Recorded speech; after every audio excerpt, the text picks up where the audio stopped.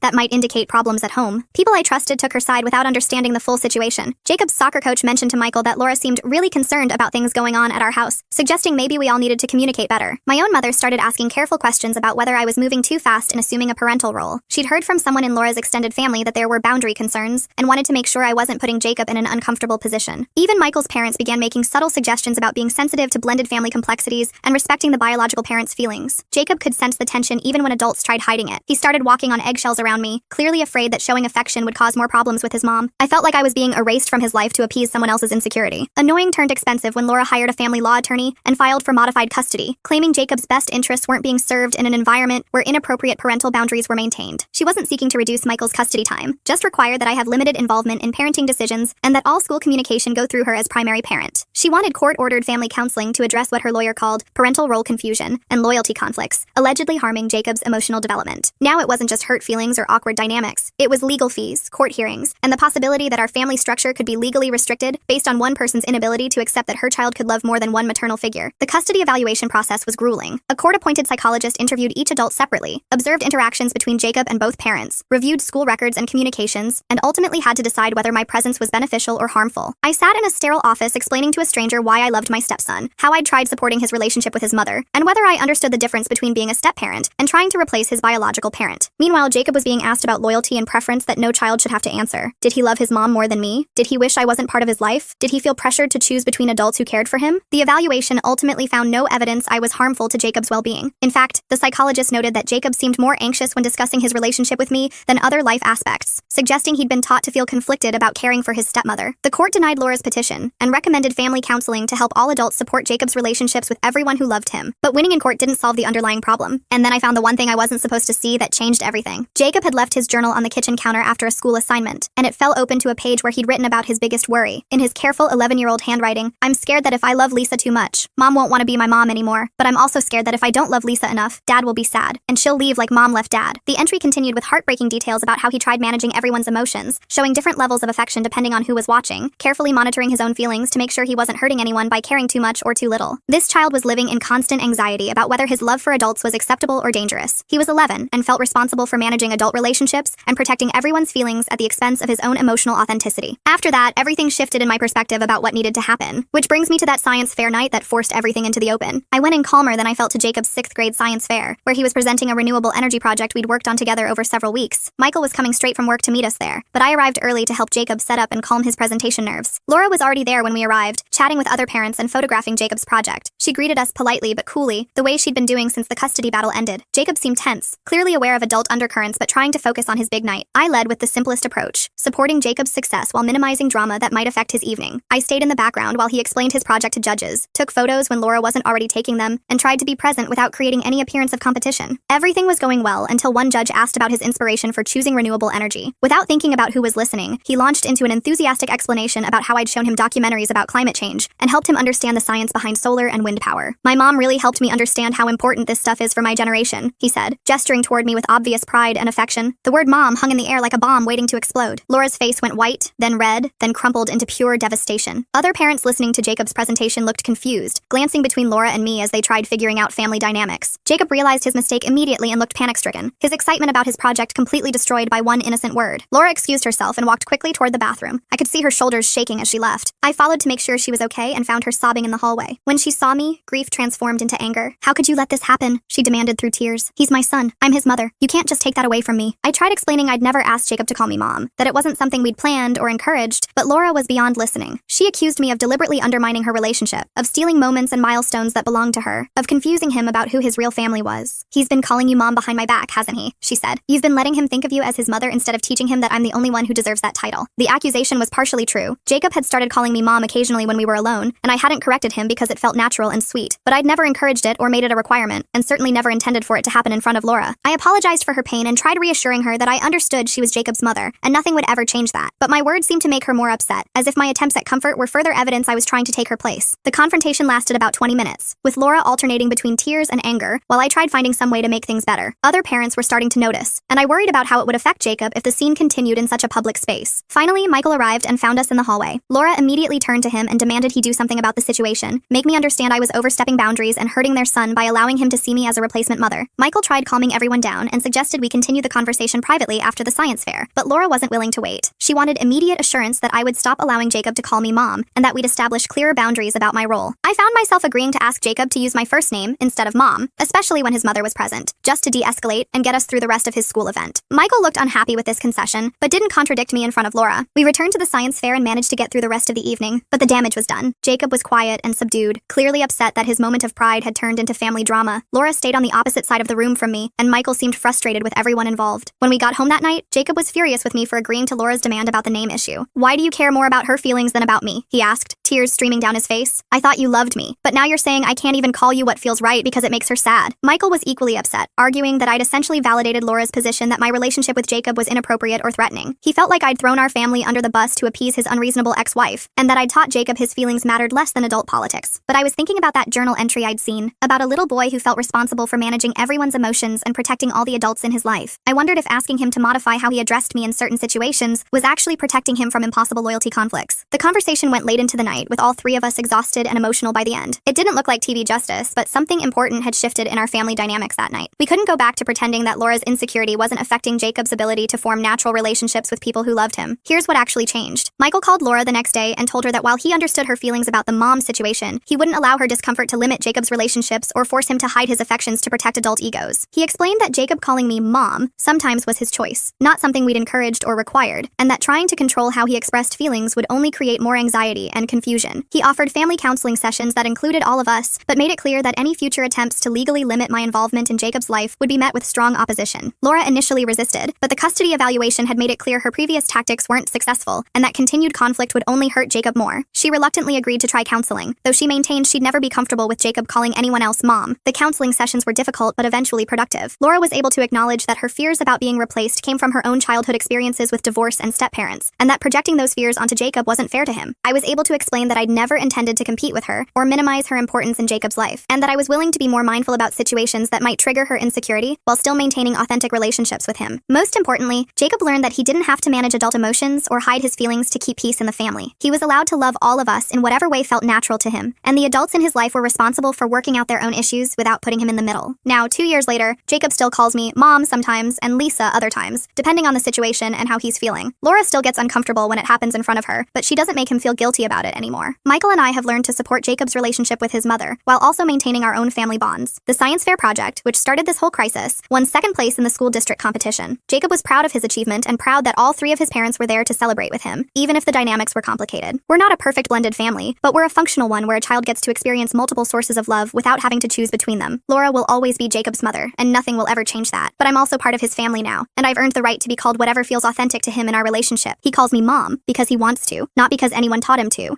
Thanks for watching. Don't forget to subscribe, like, and drop your favorite part in the comments. See you in the next one.